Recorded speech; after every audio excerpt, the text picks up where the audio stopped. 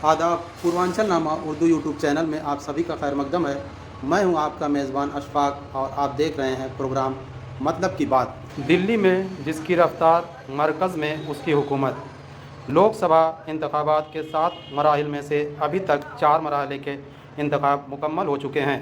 अब सियासी दलों के साथ आम आवाम में इस बात की बहस शुरू हो गई है कि मरकज़ में किसकी हुकूमत बन रही है।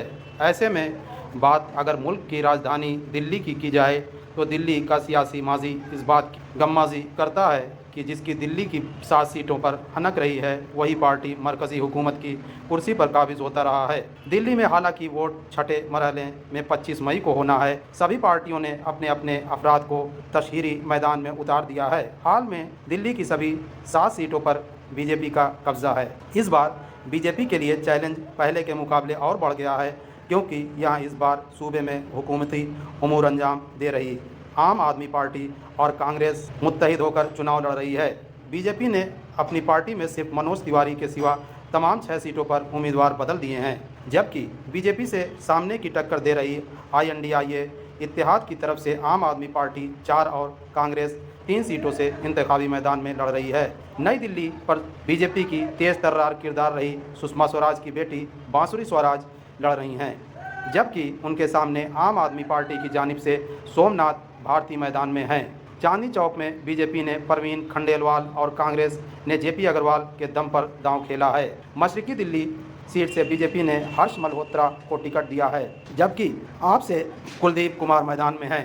शुमाल मशरकी दिल्ली से बीजेपी ने एक बार फिर से मनोज तिवारी को मौका दिया है, जबकि इसी सीट से कांग्रेस के टिकट पर कन्हैया कुमार अपनी किस्मत आजमा रहे हैं। शुमाल मगरबी दिल्ली से बीजेपी के योगेंद्र चंदोलिया के सामने कांग्रेस उम्मीदवार उदित राज हैं।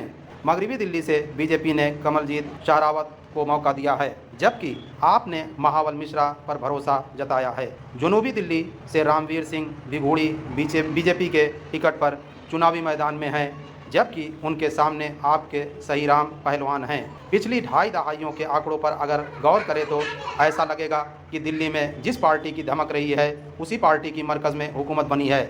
1998 के लोकसभा इंतखाबात में बीजेपी ने दिल्ली की 7 में से 6 सीटें जीती थी। केंद्र में उसके गठबंधन की सरकार बनी।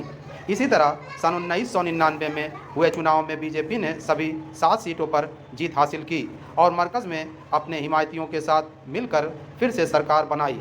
सन 2004 में कांग्रेस ने दिल्ली की 7 में से 6 सीटें जीतीं और मरकज़ में उसके इत्तेहाद की हुकूमत बनी। 2009 में कांग्रेस ने सभी 7 सीटें जीतीं और मरकज़ में उसकी हुकूमत दोबारा बनी। इसी तरह 2014 और 19 के लोकसभा इंतखाबात में बीजेपी ने दिल्ली में क्लीन स्वीप किया और दोनों ही बार मरकज़ में नरेंद्र मोदी की अगुवाई में हुकूमत खड़ी हुई।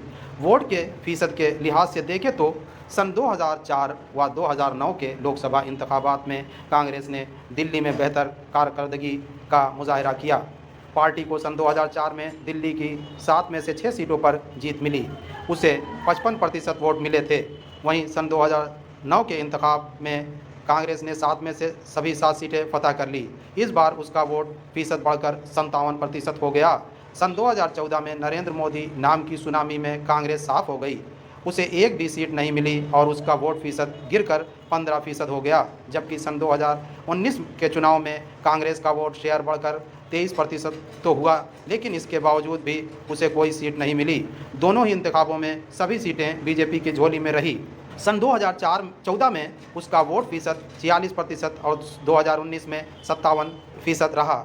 इससे कबल 2004 के चुनाव में बीजेपी को एक सीट पर जीत मिली थी, जबकि सन 2009 के इंतखाब में उसे कोई सीट नहीं मिली थी। 2014 और 19 के इंतखाब में दिल्ली हुकूमत चला रही आम आदमी पार्टी भी बैकफुट पर रही। दिल्ली के वोटरों का सियासी किरदार कुछ ऐसा है कि वो सूबाई हुकूमत के लिए तो आम आदमी पार्टी की हिमायत करता है, लेकिन मरकज़ी हुकूमत बनाने के वक्त वो बीजेपी के साथ चला जाता है। सन 2014 के लोकसभा इंतखाब में दिल्ली में बीजेपी का वोट फ़ीसद 46% और आम आदमी पार्टी का वोट फ़ीसद 33% था, जबकि 2014 के असेंबली इंतखाब में बीजेपी का वोट फ़ीसद 32% और आप का वोट फ़ीसद 54% था। 2019 के लोकसभा इंतखाब में बीजेपी का वोट 57%, जबकि आप का वोट 18% रहा। 2020 के असेंबली इंतखाब में जहां बीजेपी का वोट फ़ीसद 39% था तो आप पार्टी का 54% था।